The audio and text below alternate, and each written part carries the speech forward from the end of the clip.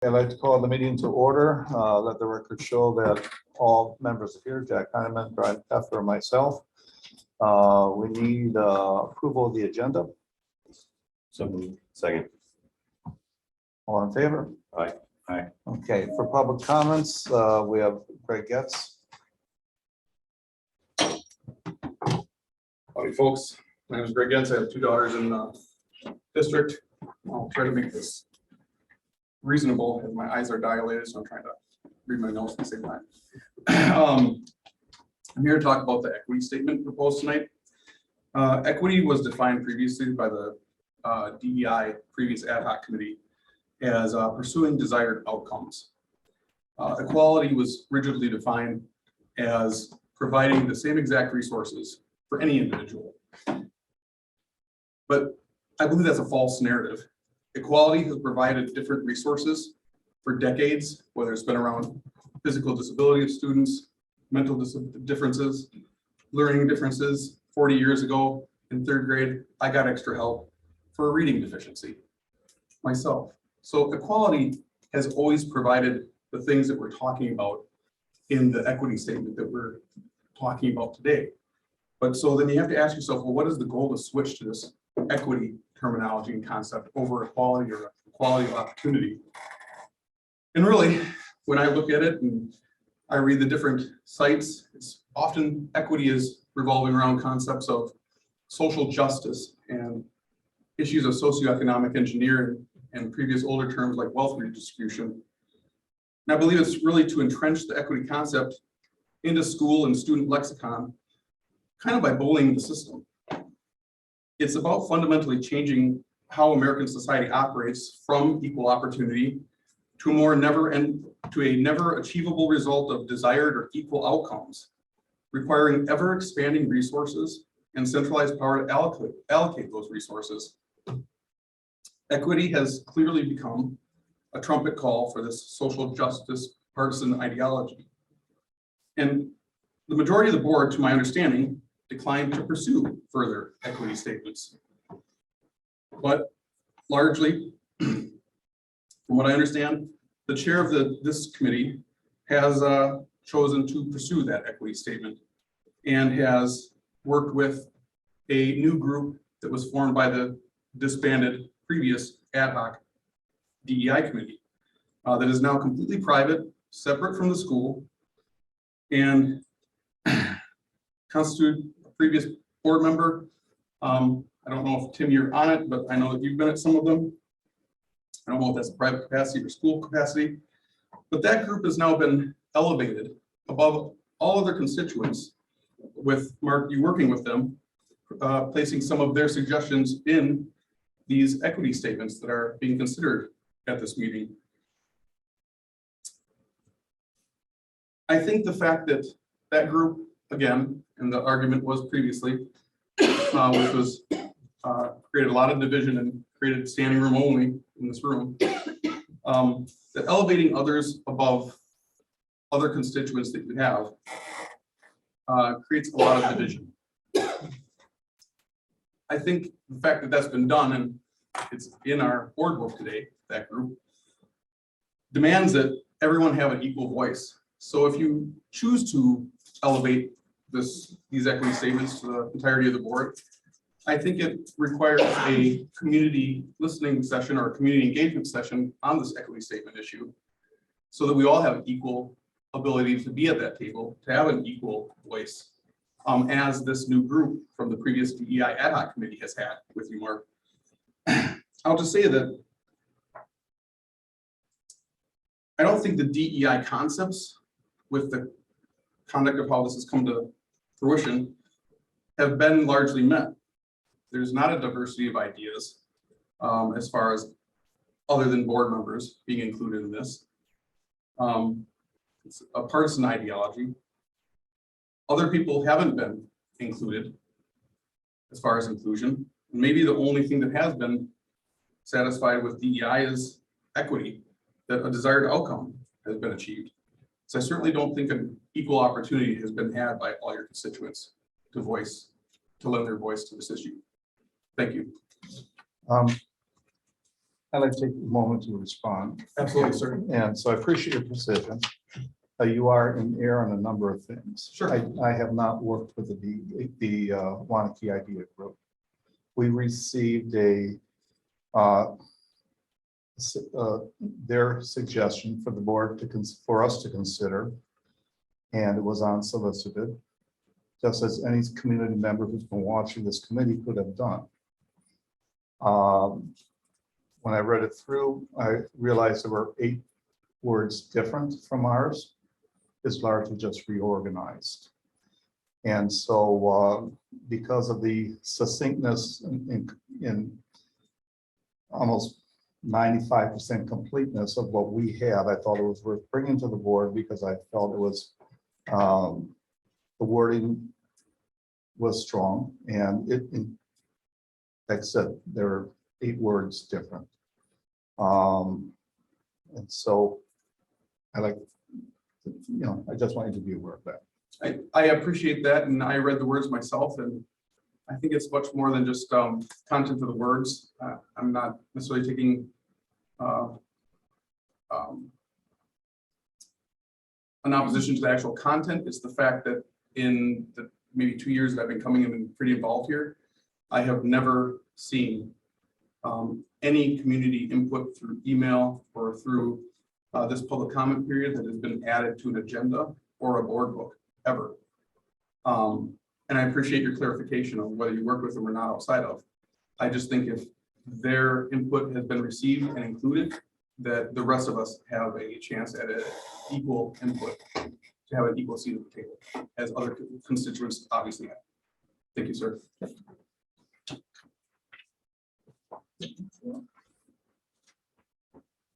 Okay, I'd like to move to item number 5. And so Michelle McGrath is here representing the WCCC and Waunakee Cares, and Joan had a chance to see some data that their group had come up with and thought it might be helpful for us to see it as a DEI committee. I ended up going to a meeting with the group and a number of students where they went over the data, and I thought it was really well worth our while as a DEI committee to see it. I think it has some things that we might be interested in, and as reflecting on that and some discussion with Michelle, I'm hopeful that as a committee, we may see a way to collaborate with the Waunakee Cares because they share a similar vision as we do. So with that, I'll turn it over to you, Michelle. Thank you for being here. Well, thank you. Good evening. I just want to first thank all of you for the important work you do as board members and public service in our schools. It's a gracious effort that we all need to collaborate work together. And it was great to have Mark as a part of our latest visioning session. So we're this is Maddie Zaleski as well. Sorry. No, you're good. She is our communication specialist for the coalition. So I'll talk a little bit about the coalition too, especially for those that don't know a lot about it. And then I'll go into the data. But I'm the project coordinator for the coalition. I've been in this coordinator for about a year and a couple months, but I'm no stranger to Waunakee. I used to be an administrator at the assistant principal at the high school almost 2 decades ago now. I was there for 8 years, and live here in the community. So lots of great relationships and work diligently to serve youth in our community for a long time. So a little bit about the coalition. The coalition here in Waunakee has been around for quite some time, but more significantly, 2 years ago, they wrote for a drug-free community grant. And it was used to be just volunteer-based, the coalition here in the community. And then when we received the grant, which is pretty significant, the coalition was able to hire a full-time employee. So that's when I was hired this past year to just really move that work forward because of the importance of the issues that we're facing in the community. So I'll go You're the Grand Marshal in the parade, so that's kind of our goal this summer. But the coalition is made up of the 12 sectors in our community. So anyone from the faith community to city government, to the schools, to all sorts of community organizations, as well as students. We have a big student voice along in the coalition as well. So what the coalition does is we look at, first and foremost, the data. So we don't just come up with, here's what we're going to do. We really look at, we talk to our students, we survey our students in our community to find out what are the things that are, what are the challenges. So you can see that, but so when we wrote for the Drug Free Community Grant, we use the Dane County Youth Assessment, and that's typically what the district uses for the data finding, and that's, I believe, Randy, every 3 years, or Tim, when you? Every 3 years. Every 3 years. So when that data was compiled, it was apparent that we had concerns with vaping was a big concern, as well as alcohol consumption. And so that's what a lot of our work had centered on. Well, 2 years ago, we did the Dane County Youth Assessment, and that happened to be right in the middle of the pandemic. So that was given when students were at home. So we got some good data, but it was just interesting data because we weren't sure how, if it really reflected exactly what was going on with our youth. So this past year, this last school year, so 2022, we did the youth risk behavior survey as well.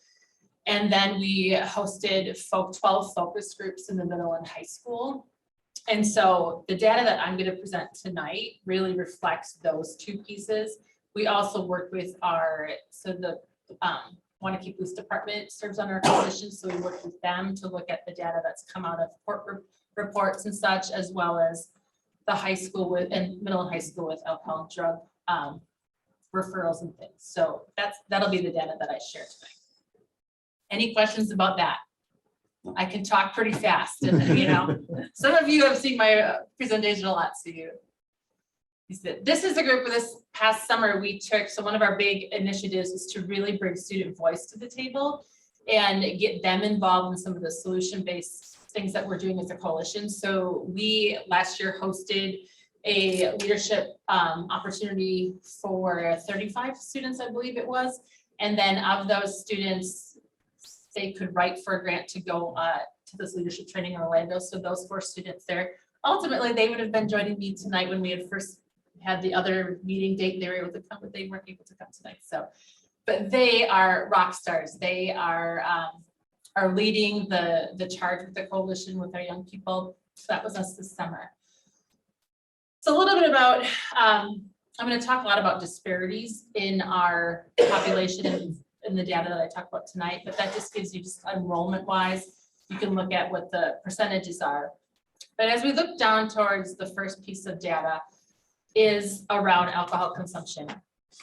So as you can see, about 18% of our young people at the middle, it's primarily the high school that where students are using alcohol, and an alarming almost 30% at grade 12. So those numbers are consistent with what we've seen in 2018 and 2020 and continue to see. Vaping, it looks like we've solved the vaping problem by this. It says 7%, but I'm going to talk a little bit more about our focus groups, that's clearly not what we're seeing at the school level. And then marijuana as well is just around 6%. But as we looked at, we met with our student groups. So our focus groups, how we did the focus groups is we did by grade level, and then we did by affinity group. So we, for example, met with the Black Student Union, and we met with GSA, and just different groups to find out their input as well. So as we chatted with those young people, so they talk about a lot about alcohol, and that ultimately every weekend people feel that there's parties to go to. A lot of parents or adults are serving them that alcohol or allowing them to drink in their homes. The last thing, and I talked about how we worked with city government as well, but I talked about how there's certain establishments in the community where they might be able to wear something different where they can get served alcohol. So what we did with the Waunakee Police Department and the village is when establishments now want to get their liquor license renewed, they have to come to like a 1 hour presentation. So we did that this past spring.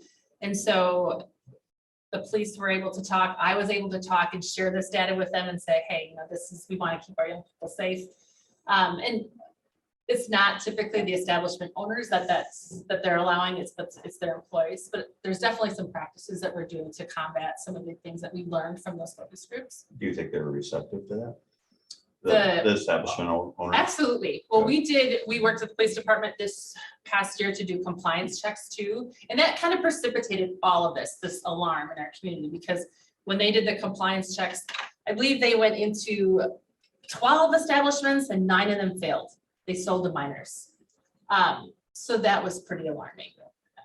So that really precipitated, as well as this data, to get us to a point where we need to have conversations with them and really make it apparent that it's an important issue. And if you're selling it to young people, that's part of it's part of the problem, right? Right.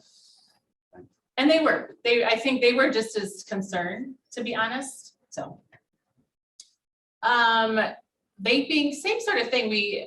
When you looked at the data before, it said just 7% of young people said they were using, but if you talk to any of our young people, and especially those 4 individuals that went to Florida with us, that ultimately kids are starting to vape again and all the time. And there's vaping parties in bathrooms and things like that. One of the things that I guess we're really concerned about is the THC and the Delta 8 that they're vaping. And it's not the THC that we probably remember back in the day, because you can't smell it anymore. It usually smells like licorice or oranges or things like that.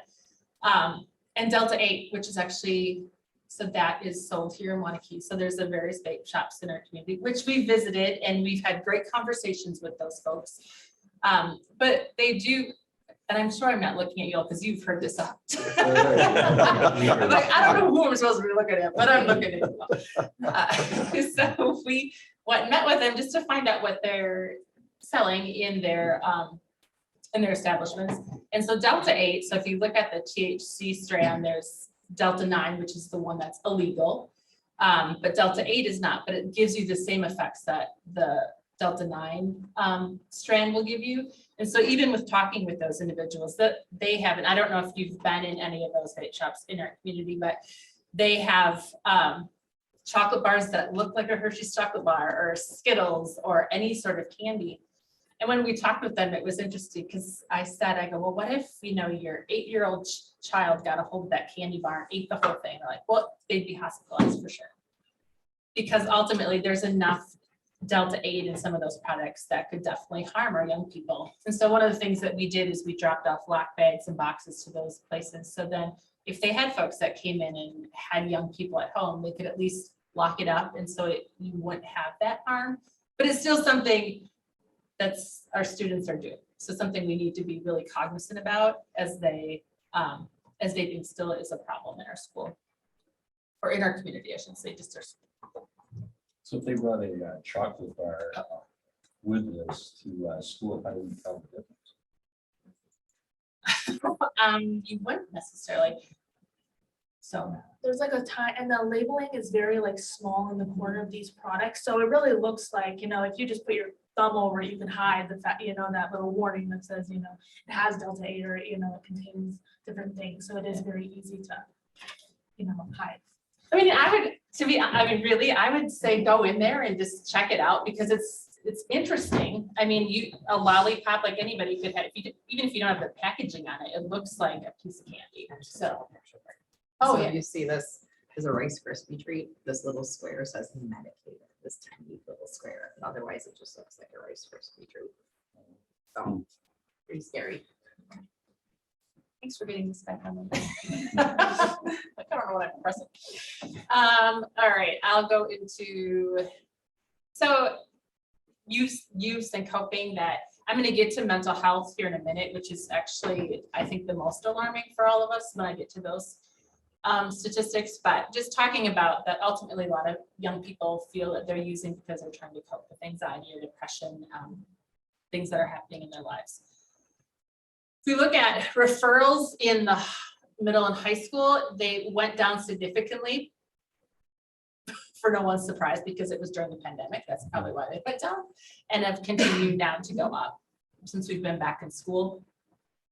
one of the interesting things that came out of the police department is a lot of the other, like, whether it was getting busted for drugs or paraphernalia or possession, any of that, all of that has continued to go down. And what Roger Bartels tells us is that ultimately they can't, their officers, when they come to a car, they can't smell it anymore. So they don't have a reason to say, hey, I think you might have THC or you're using. So that's most likely why the referrals have gone down, because they're not able to detect it like they used to.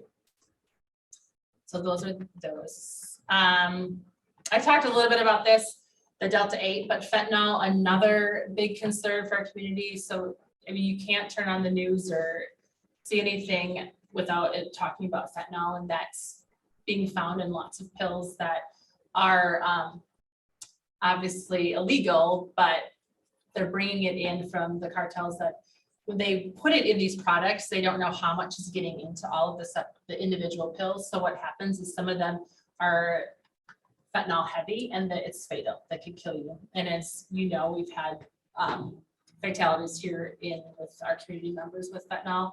The police department did confiscate the M30s that had fentanyl here in our community, those pills. So they're definitely in our community and something we should be concerned about when we're talking with our young people. We did, the high school and middle school actually put something out this past fall to all of our parents that warned them of these substances, and we had a speaker come in and talk a lot about just substance use and just making sure they're making good choices. So it's definitely something that's on our radar. And then meth and ecstasy is still something that we're finding in our community. So this is really, like I was talking about, the mental health piece is probably the most alarming to me. So you look at belonging. So our LGBTQ community, as well as some of our students of color, if you look at, so this gray, the little gray line, I know sometimes it's hard to see, but that's what the average is for our students. So it's, some of them are still pretty alarming, but they're a little bit higher. But then if you look at by those specific groups, like I said, Latinx or LGBTQ or Asian, that those numbers are significantly lower. So those students in our schools are not feeling that they belong, not feeling supported in our schools. The number for Black students is not indicated because the number was low. It was too low to actually put into the data when we pulled the data. But when we talked to our Black Student Union, they felt the same way. And then here's just out of the focus groups, some of the things that the young people shared, that, you know, being gay, Waunakee sucks, being harassed, bullied, those types of things. The affinity spaces, the Black Student Union, they did share that having those specific clubs or organizations where they can come together and just share ideas and feel supported are really important to them, especially with what they're feeling just being in our community right now. If you look at substance abuse with some of those affinity groups too, that it's significantly higher, especially with alcohol and vaping.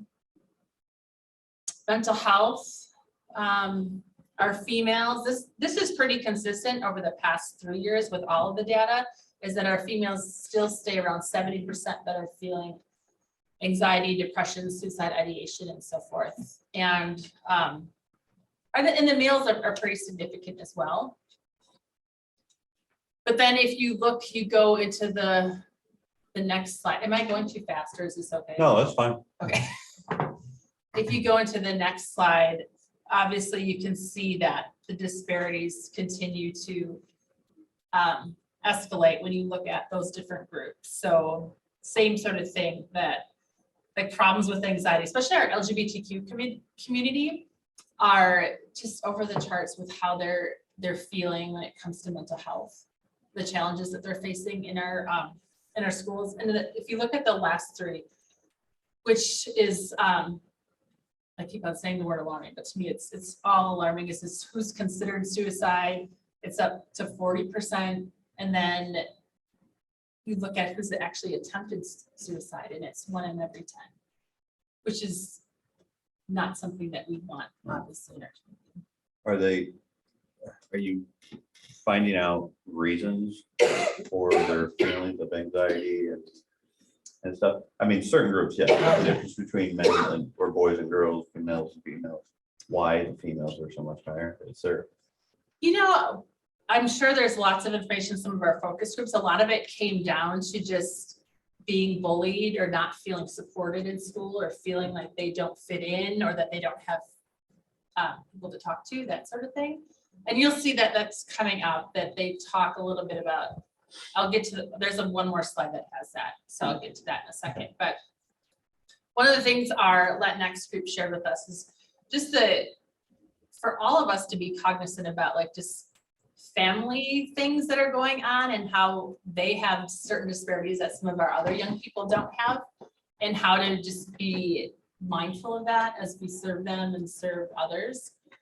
Here's that slide that I wanted to share. Just if you look at some of the why some of our probably LGBTQ folks feel that, you know, with the suicide rates, is that they are definitely feeling that violence and bullying is a problem, getting electronically bullied or someone physically attacking them. So you guys have collected all this data and research and things like that. You know, what are you doing? You know, what is your action plan in solving some of these issues, or is it just getting the information out? There's a whole slide on that. But that's a really good question. This is the last one. Just a couple other things around sleep and distracted, like texting and so forth. And I love this one because 95% of our young people feel that if we work together, we can bring about change. So that's exciting to me. But what the WCC is doing. So that's the question that you asked. So you're right. One of the things we do is, so I brought it just to like, this is the stack of data. I mean, there's a lot of data that we work with the school district to accumulate. So working with public health, and we have a whole team that comes together to just go through all the data. That's a big job just to do that. So we can actually work with community and schools to say, hey, here's what's out there. How can we work together? So one of the things I already mentioned. So we worked with the village and the police department to see like, how can we, access is a big piece of the puzzle, right? So how do we just eliminate some of the access that young people are having with alcohol and drugs? So that's one of the things. Working with our schools, and how can we make or help kids feel supported?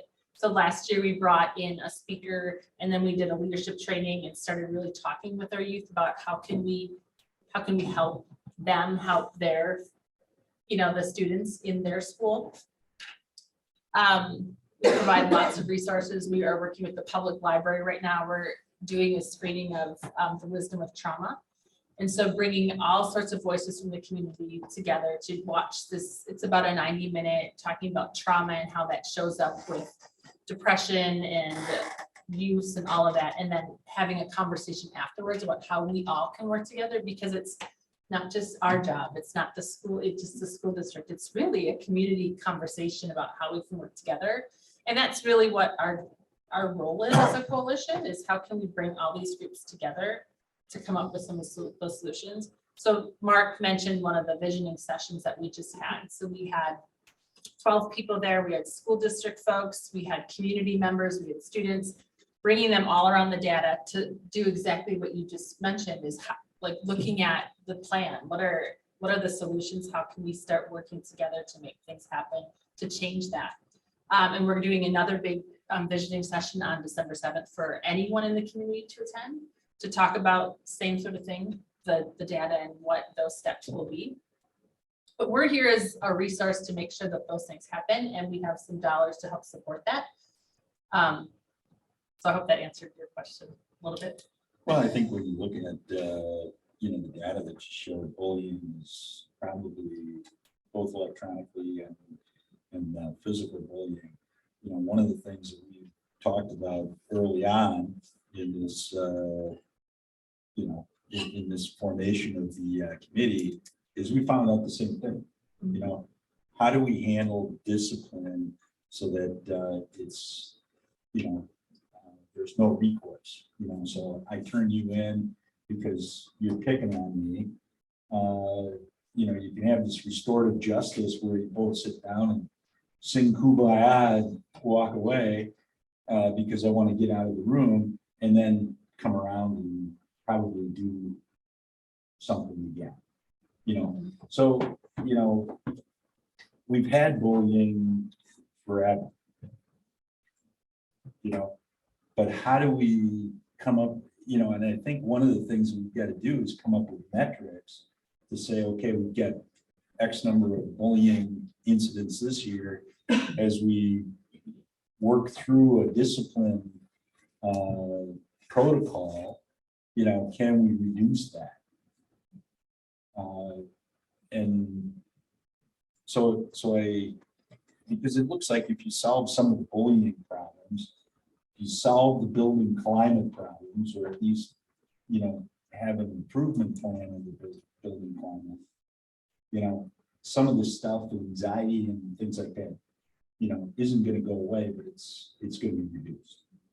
But I think you make a good point too. It's just, what's the root of the problem? Because it's not just that the bullying piece of it. Like, people bully because they're usually unsatisfied with something in themselves too. So like, how do you get them connected and in a support system and great school culture so they don't feel like they have to do that? Or be able to teach students like, all right, that's going to happen. Bullying's been around for years, but how do you teach strategies to make sure that kids are using their voice and say, well, I have an outlet, I have another way that I can approach it or deal with it as well. So I think it's, and that's why I really believe in the work that I do, because it takes all of us to come up with these solutions and work together, because we're gonna, in our conversation, it was interesting to, we talked with the students because they were very mindful about, okay, you know, it's not just the school, we need our parents at the table, we need our employers at the table, you know, who we're working for, like, how do we all come up with some of those strategies together, because it's important stuff. Well, I think last spring we went to the different groups, and I think the common theme there was just, right? Which I think that's where at least we started the discussion on DEI, challenging administration to come up with some type of strategy, you know, to, you know, think about discipline. How do we improve discipline in our buildings? You know, and I think we've been tracking some of this stuff with incidents and, you know, what's happening. You know, some of the tools that have been developed. You know, so I'm, you know, this is great stuff. You do great work. You got, but I think we're doing the same thing, right? You know, how do we come up with a strategy, and what are those action items, you know, that we can actually monitor progress? And we've been doing a lot of talking about it, but I think, you know, we got to get to a point where we start putting some action into place. Well, one of the things that was interesting from our session, the group came up with multiple ideas of what's our vision, where do we, and what might we focus on. And I think we, as a group, we had a consensus that belonging needed to be the focus. Kids are using the different vices, if you want to call it that, the different substances, either because they don't feel they belong and they're trying to escape from their darkness, or they're using it because they want to belong because everyone's doing it. And so, and I thought it interesting because that was kind of what we were focusing on for our, as the guys, people start working on the conference, focused on belonging. And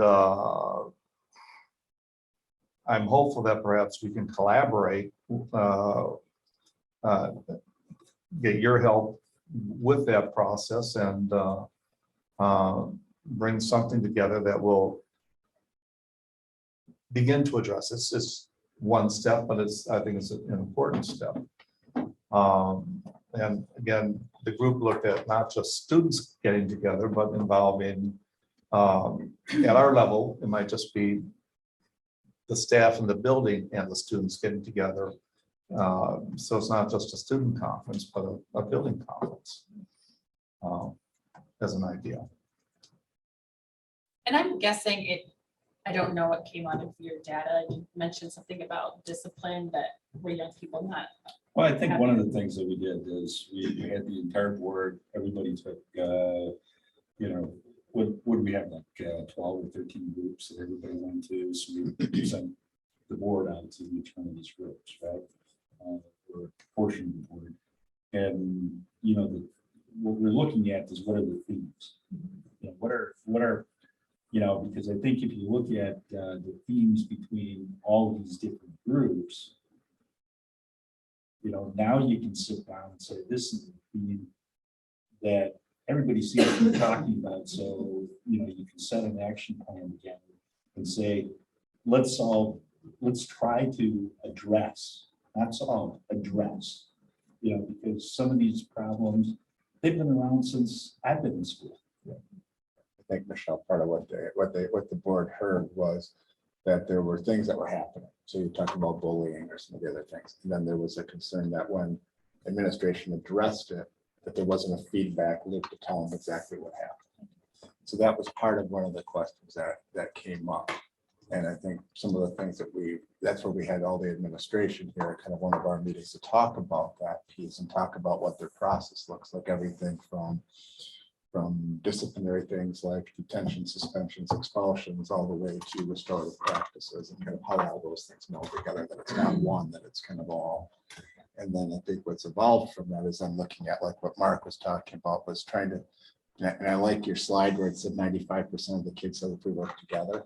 That's kind of one of the things I think that came out of that work was how do we empower our students to help work with this within the school, to help not just have a good conversation, but to actually be proactive in talking about how do we come together and as a student body help to work with the school community to really improve that for all students. And that's part of, I think, what Tim's been working with the high school administration on, and it's kind of one of our agenda items later on is talking about kind of that belonging or the kind of a symposium type thing at the high school. And I believe we're going to be partnering with Michelle on some of that to help lead that forward. So that's kind of in the process, but that's the context of what Jack's talking about and kind of where some of those things are leading.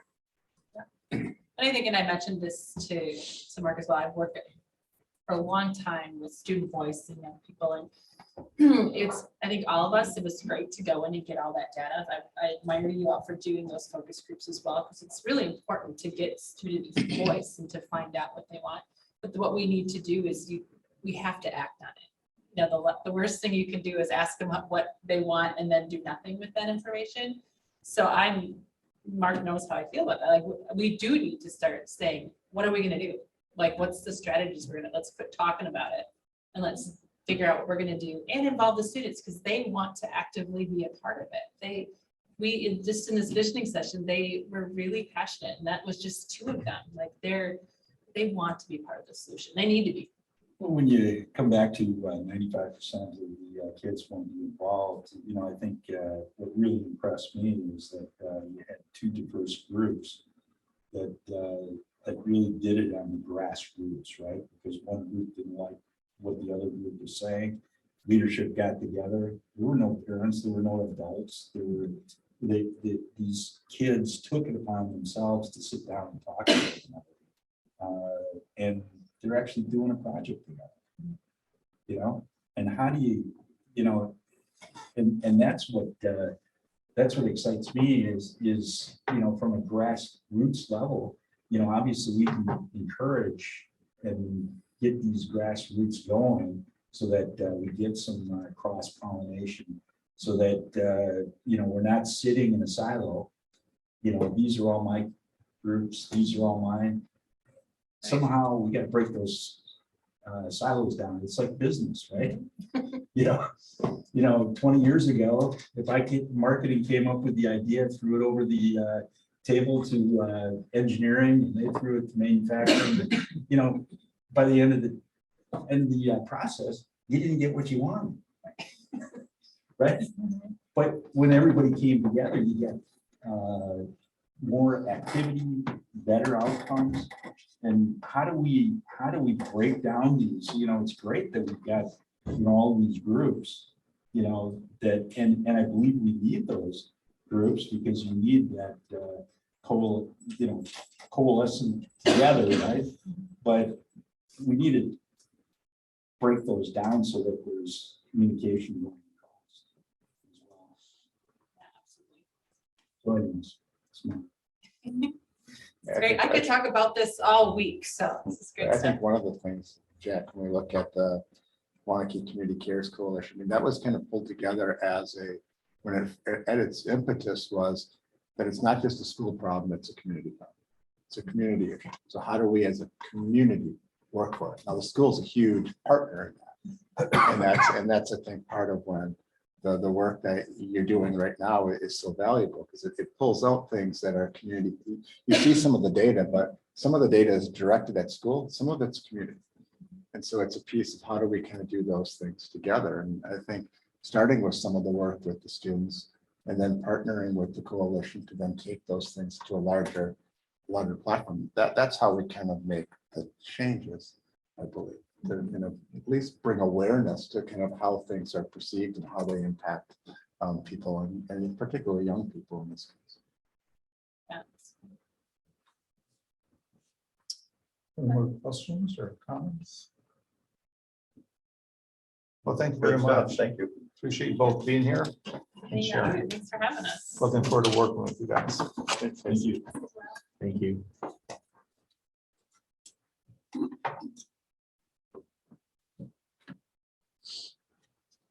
Okay, that brings us to item 6, discuss and develop an equity statement.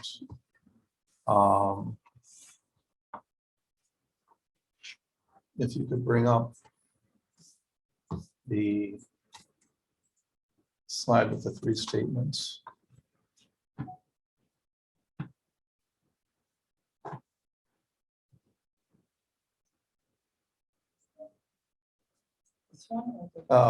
This is the sheet, yeah. So the top one was the polished one based upon our discussion at the last board meeting.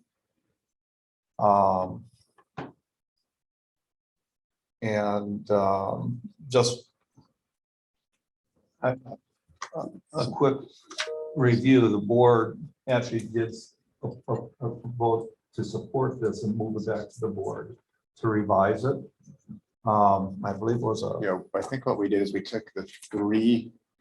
We had We three. had 3 statements. Right. Of which there was feedback around the board table, I believe. Right. Then you took some notes on that, Mark. Right. And from that feedback is where you This crafted came up that with, statement yes. from. So that, Right, I think that's right. kind of the pathway to get to that. So prior to meeting late last week, I received an email with a suggestion from the Waunakee Idea Group with their proposed statement. And if you go to the third part, it's their statement. The red words reflect the ideas that came from Brian's original phrasing. The green were mine. And the purple are the 5 words that were different or were not in any of our statements. The thing that resonated me with the idea statement, I just thought it was organized a little more effectively than the one I was bringing to the committee at the top. Yeah, I agree. I think, you know, we had a lot of different input around it, and I appreciate, you know, some members of the community coming forward with the Waunakee idea. Suggestions, you I do. I do think the one that came forward from them, which was a lot of our own statements, works well for the equity statement. So, I appreciate Mark keeping us on the agenda and keeping us going for last year on this. I said he's done a lot of good work on this, so I appreciate Mark bringing this forward again. We did have a lot of discussion, where does this fall with our mission and vision and stuff like that too. We try to capture a lot of this stuff in what we do as a mission, but I think we do separate some things here. And when I first wrote my draft, I wanted to make sure that it includes differences among all of our students, staff, and families, because we have differences, ethnic groups and religion and beliefs and, and disabilities, and whether it be physical, mental, whatever it may be, that some of the family or individuals going through. So that's why I wanted to embrace the whole community with that statement. So, Well, and I think your other part about creating a culture of dialogue, acceptance, and inclusion. Recognizing we may disagree, but that doesn't mean we can't get along. That's maybe contrary to what we're seeing in society today. You got to be mad if you don't agree, but I think we see a larger vision of that. And I think that's a really important part as well.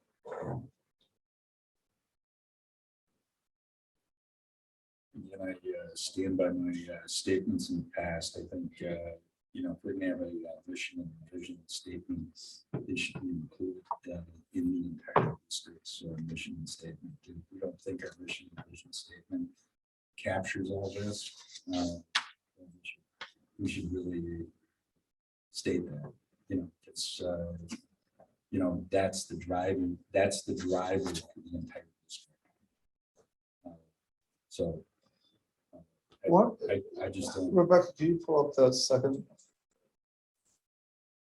I don't disagree with you, Jack. That would be for past mine on this board, but I think at this point, we're looking for an equity statement, and if it goes back to the full board and they feel that way too, then maybe that's the way we go. But I think at this point, if we're going to have an equity statement, But this is really what drives education and our mission and vision. And if we don't think that this is inclusive of, the others, then we need to revisit this. I don't like the idea that we need special statements here and there and special resolutions, and, all this other stuff. We should have one driving focus so that when somebody's looking at coming to Waunakee, or they want to understand what Waunakee is all about, they're finding it there. So, but when you look at an equity statement, are you thinking that we're separating kids out? Yeah. Oh, When we just said that we respect the differences amongst all of our families and kids and stuff. That's everybody. Isn't that what we were saying in here? not directly. Well, why don't we say it directly here? Well, I think the next board. Board could do that, I Could do that, suppose, but combine the two. why do we have visionary aspirations? Doesn't the vision statement say that in a paragraph? But why do we need, this is what drives the entire district. And if we don't think that this is inclusive, then this is what we should work on to make it inclusive, because then you've got one document that says it covers everybody in our district. Well, we can attach, I would assume we would be attaching it as a 1, 2, 3, as a fourth part of the page. And it specifically deals with this whole sense of inclusiveness, acceptance of others. And I think it gives a touchstone both for the staff and students in terms of behavior and teaching. So you've got the Waunakee Community School as a collaborative learning community that works with students, staff, family, and the community to ensure that every student is ready for college. You know, maybe it's not college and career, it's a good member of society going forward, productive member of society going forward. You know, you can put that into our mission and vision statement.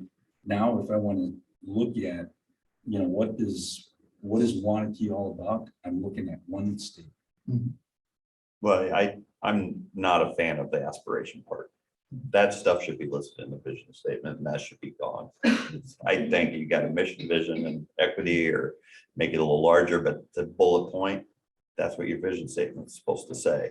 So maybe it's a reworking of some of this stuff, but you know, my feeling is fine. If we want to move forward with the equity statement, which I believe includes everybody, then next year, if you want to look at the whole mission, vision and rework it, that's fine too. It's not something that's a policy that needs to go through a bunch of, you know, it's just some, you know, it's something that we stand for. And maybe you do look at the mission statement and add some of these key points that, you know, we don't look at somebody as an individual. Well, we don't want to say that either, but you know, we expect, you know, we embrace the differences. People are different. What I think. Mark and I are different, but we come from the same sort of background. So, Mark and I are not different, so. well, yeah, yes, you are. Believe me, I sit between you two.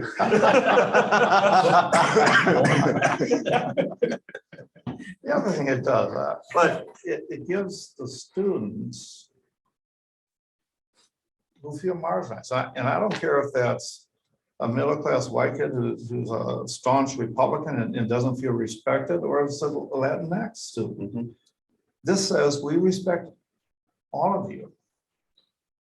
And we want to get along with all of you. And we're going to try to create a culture that allows you to flourish as an individual without being stymied because of whatever it is that you believe or you are that some people may stymie in some areas. First say, no, this is for them more than anything. I think it's a stronger statement if you put it into the overall mission and vision statement of the district. You know, because you know, we are, you know, we're a collaborative learning community. You know, you can put the phrases right in here, and that's driving, you know, the entire mission and vision of the district. And I think one of the things that you're doing is you're coming up with an equity statement, you know, for, you know, a portion of your students. You know, and I think by separating it out, that's what happens. You know, you can make some wordsmithing on this mission and vision statement to that's my personal view. Yeah, in terms of belonging from that survey, we have over 30% of our students feel like they belong. They feel disconnected for whatever reason that is. That's not a segment.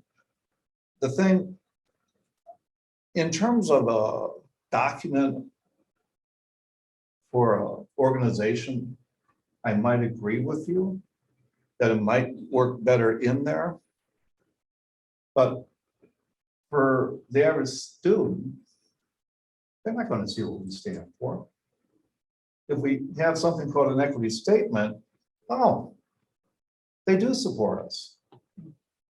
It's not buried in the language of the vision statement, and it stands out. And that's, I think that's probably the biggest reason why across the state there's been a move for equity statements in every district, so that it's clear to people what the district believes in terms of their culture. And it's not buried in all this presentation that we have up there. Joan? Can I just comment? Yeah.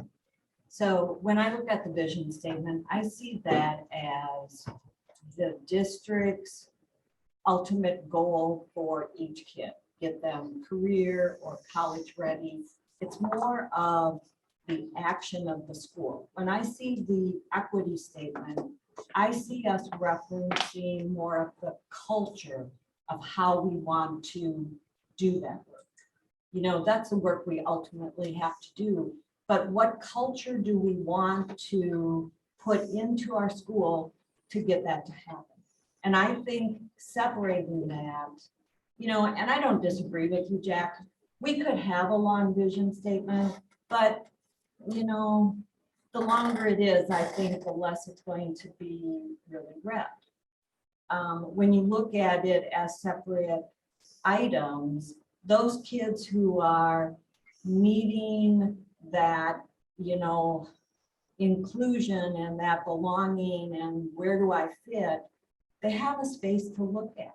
And I see them really different. One is about action of what we have to do, and one is the culture of how we want it to happen in our building.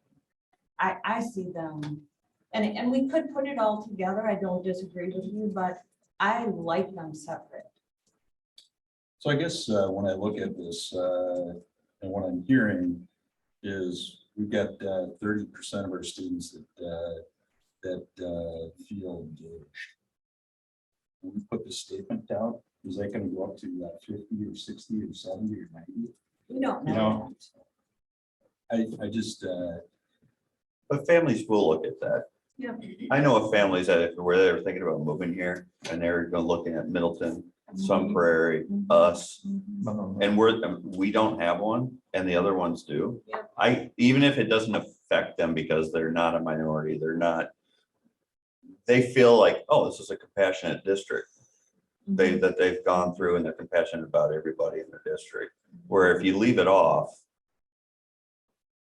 I think they might not, there's people that will be like, I want somebody that's gonna come out and stand for the culture and what they want to be and what they are, what they strive to be. Personally, not just books, getting ready for college, getting a college degree, getting a high school diploma. That's again, what the school is supposed to do. that's what the vision says. Right. We're gonna get everybody ready, but how? You know, we got, 12 years, 13 years with these kids, and what are the other things that go into how we get them out? I just want to add to that. I have a lot of friends that work in the business world. Like you look at Epic Systems, you look at Exact Sciences, you look at Promega, companies right here in our area, they find their equity statements, they have them. And I would argue it's exactly what you just said. It's not about their mission. Obviously, their mission is related to their product or whatever it is, right? And sales and all of that and growth, but the equity statement is about the culture of who they are, so. Well, I'd like to make a motion that we take the statement that was combined with the Waunakee idea to the full board for consideration. So the bottom one there, Brian? Well, it's just the middle. No, the one up. It's, these two are the same. Oh, So we okay. just right here. Is that the one? Yeah, so Safe environment again. So, I'll second that. Any more discussion? Okay. All in favor? aye. Aye. Opposed? I, so your request is then that would go to the board at the November. They'll go to meeting? the board for their All approval. right, and just to make sure you have the right one, Rebecca, so the second one. Let me ask the committee, it's this one right here, correct? Yes. Yes. Okay.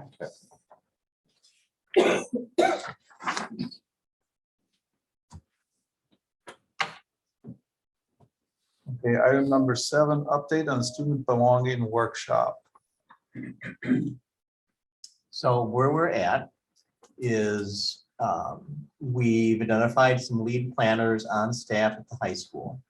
And those working with the high school administration are Jessica Main, who's one of our school social workers and also our district AODA coordinator, and Megan Balmas. They have had a preliminary planning meeting, and we don't want to go too deep into the weeds. Right. I mean, we have Michelle here, but we don't have others, but they've had a preliminary planning conversation with Michelle. And we are going to be tapping into, I believe, some of the student ambassadors with the Community Cares Coalition and recruiting some additional student participants from the, we're not all already with the Community Cares Coalition, and building towards an event that we hope to be able to provide to our kids before spring break. I think that's kind of safe, high level summary. So how are you picking out these students and how are you going after them? That's the leadership group, right? That'd be the leadership group, and I don't have those details with me right now. If this is something where you'd like a status report for your December meeting, we could make that one of the main items and bring in some of the planning. Might as well keep it as a sustaining item here till we get through. The I guess one of the things that, you know, as you're pulling these teams together or planning committee, you know, I would like to see a cross-section diverse ideas. Mhm. Not all this group or that group, you know, because I think the whole purpose behind this is to get all these groups to start talking together. Mhm.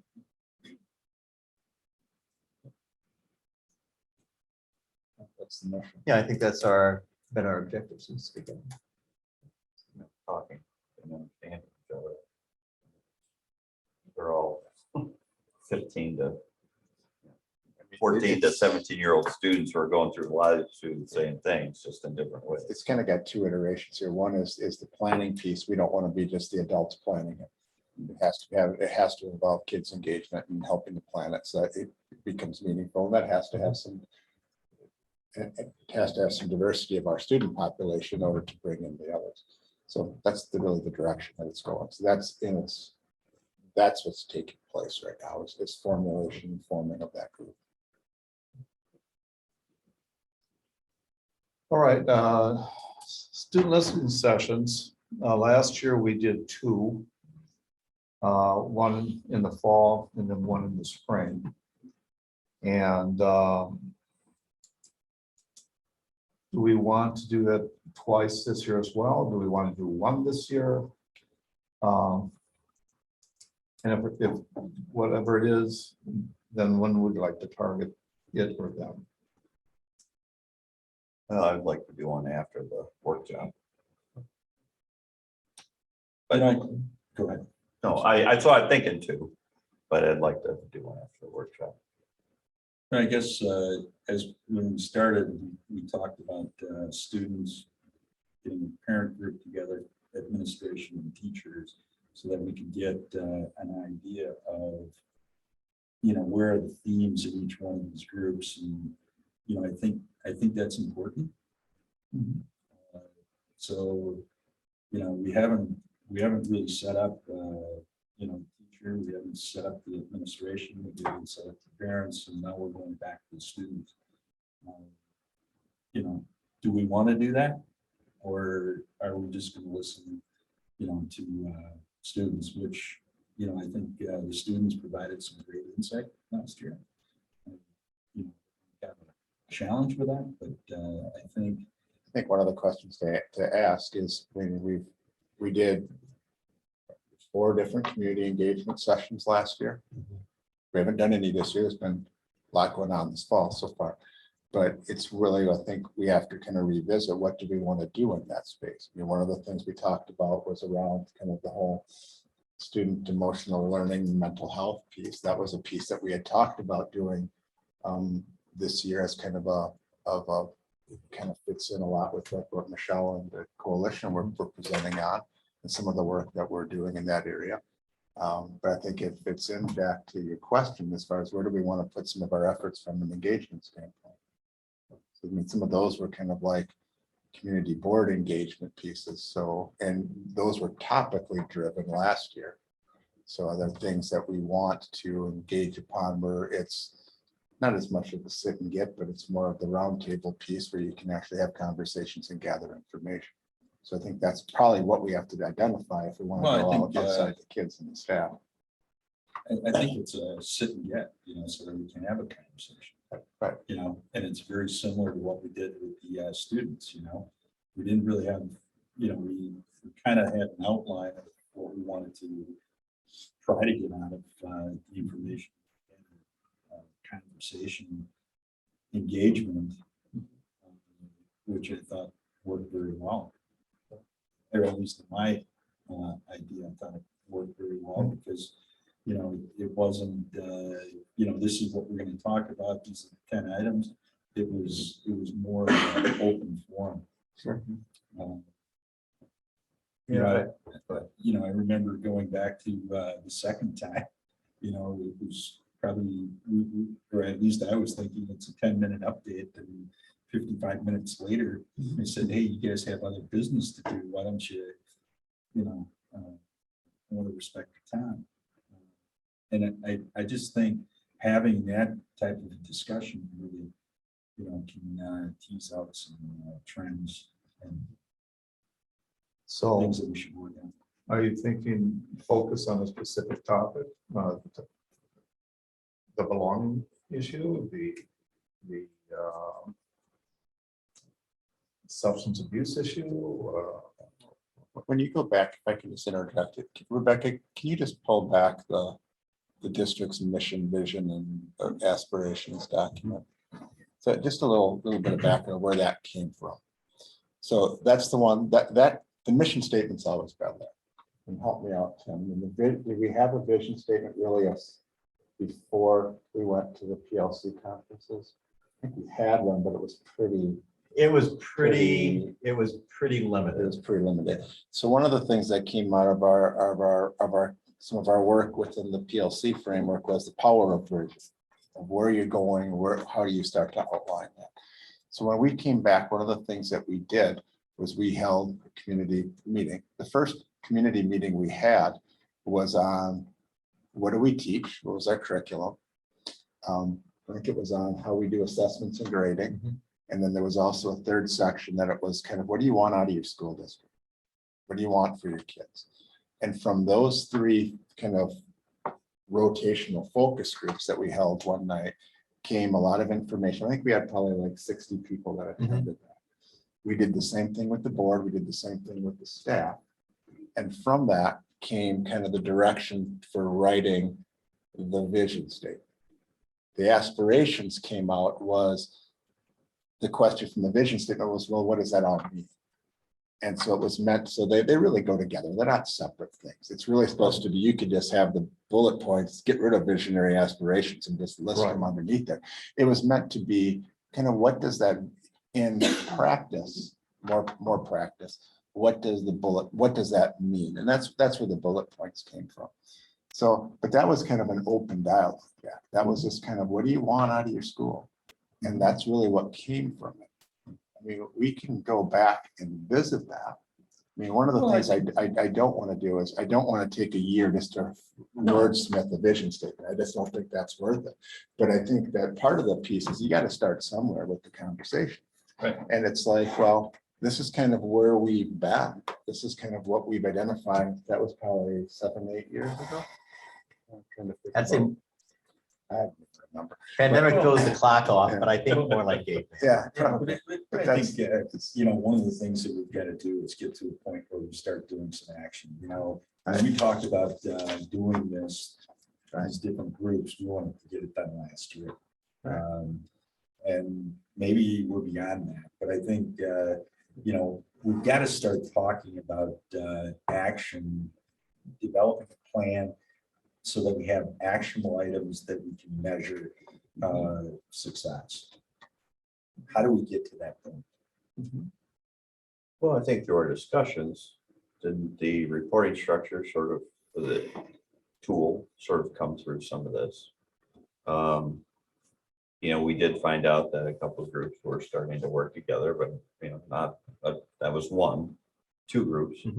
I think we're finding things out. I think it's just good to be in front of students another group associated with the school that just sits and listens and has conversations. Seniors have graduated, freshmen are in these groups. So it's not the same group. It's- I don't have any issues with us talking to students. You already do listening sessions with staff. You can set those up for however you want to do them. Right now, it's kind of an open form of what do you want to share with us, and it becomes more operational as opposed to substantive, at least in my opinion. Right. But I think if you want to do things with the community and parents, there has to be some level of structure to that too.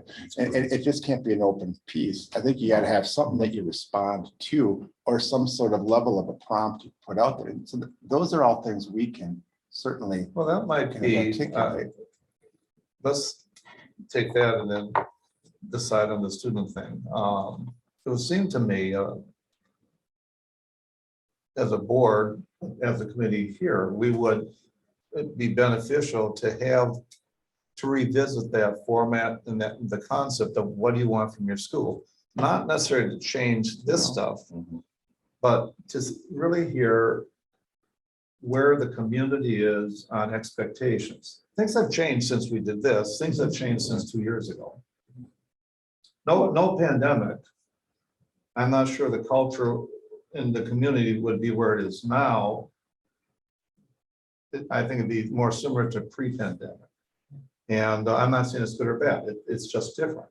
And I think this kind of engagement would allow us to hear directly from the different voices where we're hitting the mark and where we need to change our aim a little And I bit. think we just have to think through, one of the things that we talked about, and one of our goals for the year is to focus on kind of student mental health, SEL type things.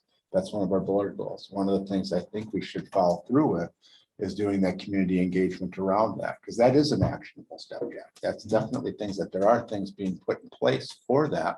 And one of the things that I think came out of our, at least our, if I recall from our kind of our board review last spring, was wanting to flush that out more and be able to have more of a dialogue around that in the community so people knew what we were doing and really what this was, as opposed to kind of having a lot of perceptions as far as what it was or the impetus for why we're doing it. So, I mean, that could be a place that we start as well, because I think I just don't want to lose that, because that's part of one of our goals. It's already Right. there. But I think we could do both. We have things have been kind of focused on the referendum. And so we haven't made that a priority, but we've got November through May to have engagement meetings, and I would suggest that both of those are worthwhile engagements. I would say that maybe the conversation we have to have is what do we want to do for community engagement? Bring that to Bring that the to the board board. so we can define what we want to do between now and June. Perfect. And kind of lay that out. I think that would be probably a really good conversation. That's really where the ones last year kind of precipitated from, was from that discussion. Yeah. So it may be a piece that we just kind of move that discussion to the full board. I can add that to the November meeting and help to define really where we're at.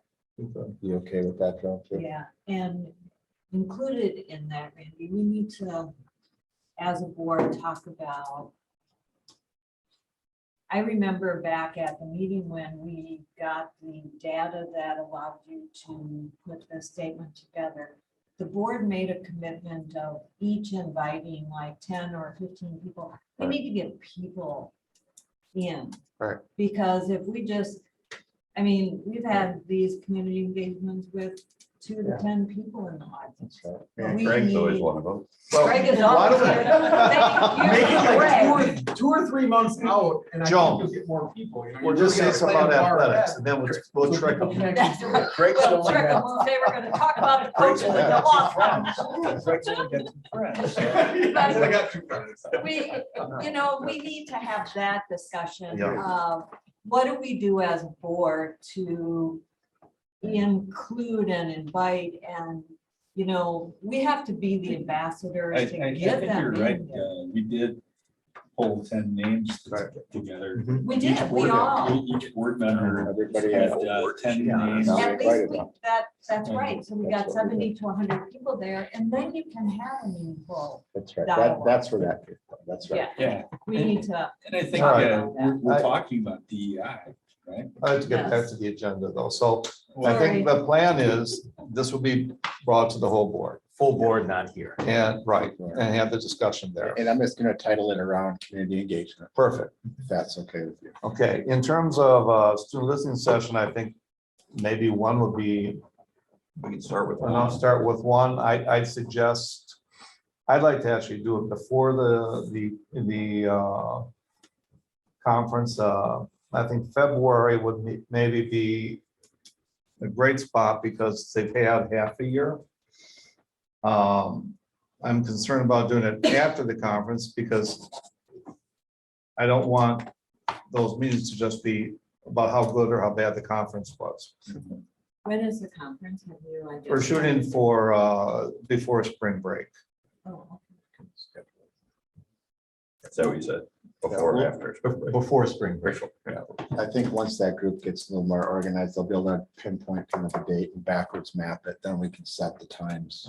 So you know, if you Because have a again, I board mean, and- something we've talked about all along, and this is true for many things. This symposium, summit, whatever we want to call it, it's very important, but it's not the end. In some Right, ways, it's it's the the beginning. We're hoping that ideas come out of that, that then there could be some follow-up. And so, it's taken us longer to get there than we might have thought a few months ago, but if we have the summit occur before the break, then that gives student leaders time to build on whatever comes out of there before the school year wraps up in June, and then potentially what could be some changes for 23, 24. I mean, that, When is spring break? Is it the last week of March? Yeah. Fourth week in March. So you got April, May. So are we finding these leaders, so to be upperclassmen? Or across the board? so what I'm thinking is for our, if we have a December meeting, which I personally would encourage us to have a December meeting. We could, 'cause I think there's only been one meeting so far, but I mean, I think we could ask some of the planners to come in at the next meeting. We're actually closer to the process and be able to give you a snapshot on where we are in the planning process and have better informed responses to your questions than Randy and I can give. I just think it's wise to have some younger people, so we don't do this for the seniors. That they don't all graduate. Yeah. Yeah. You have to have capacity to build it. Right. Correct. So, Start with one at some point. okay. And I February? think the other thing, I'd like to for pick a date before we leave tonight. the other thing, A just week. Well, I think so we don't Or- lose sight of this for the future meetings, is we had talked about, once we were a quarter into the year, we had the fully anonymous version of the reporting Yes. tool for the fourth quarter in 21, 22. We had committed when we made the adjustments over the summer to come back to you after a quarter in December with how the first quarter data went on the Okay, reporting Tim, tool and Tim, maybe some Tim, other things. Tim. Yeah. Can we get this done first? That's for next meeting. Right, I'm just, Yeah, what might be on the agenda. great, Yeah. thanks. So does February sound okay? And what I would suggest, whatever month it is, that then we have Randy contact Brian and find out what would be a good week for them. Why don't we just do this? Why don't you just tell me February right now? We'll connect with Brian and Steve. Everybody? And Okay. then they can see what's on the high school calendar and we'll kind of figure out what Great. those look like. So. Because that I think works? it took us 3 weeks the last time. Yeah. Yeah. So we'll just, we'll get it started. So I'm thinking beginning of February, get it Early done March. by sometime in those first couple of weeks. Does that The work? only day Rebecca? I'm not available is Valentine's Day. All right. You have a state. Is that- You have a state. Do those. Okay, for the next meeting, so I, agree, the report, I was gonna ask for that to be on it. Mhm. Follow up to. The update, and do we want to see a summary from the DEI report that we came with, so we have, and just so we can kind of review where we were at with that? I don't think that should Well, take it more would than be- 15, 20 minutes. Yeah, that'd be a good idea. Okay. But I think the other thing too is, when we start seeing these reports come in, you know, behavioral or whatever you're gonna show us. You know, I think, is there a way that you can look at trends, you know, like a year back, or 2 years back, saying that these trends are going in the wrong direction? Well, actually, that was on the report. You know, they have it from about 10 years. Well, that was on their report, Yeah, but and I'm talking behavioral. reports Internally. within- Internal to the building, where we could actually start putting some metrics to that to say, let's try to reduce, you know, this type of behavior by 5% or 10%. You know, if there was some trend data, you know, that we could potentially take a look at. Because I think if you know, we're not going to solve these problems overnight. But I think if we can continuously improve, you know, we're going to get closer to the goal. On the behavior data, I think, you know, I want to kind of talk with Tiffany and the principals on this, but I think we can add some context to it. I think when you saw some of the charts that Michelle shared about referrals for different substance abuse violations at the high school, you saw that there was a lot of amplitude in the data because of the pandemic. So we can bring in some context. I think recent year context is still going to show a little bit of that variation, but we can definitely bring in more than just here's how the fall has been. Yeah, but I think what that does is it helps us to, you know, provide direction as to this is where we want to go. You know, this is, you know, improve by 5 or 10% this year by the end of the school year. You know, do that next year, you get another 5 to 10%. so we're good for next meeting. I think we're good. Anything else we need to add? Do you want to set the The next date. meeting? You want to set a Might as well date? do that while we're here. so we Sure. don't Spend time on Sounds good. Monday doing it. I'd like to stay on Mondays if we could. You said Mondays, Jack? Yeah, I'd like to. So the 12th is our December meeting. Do you want to meet the 5th or the 19th? The 5th works, doesn't it? The 5th. Let's go the 5th. 5:30, 5:30 works. we'll be out sooner. Okay, a motion to adjourn. Second. You want me to give you a motion? Uh, Motion to adjourn. Second. All in favor? Aye.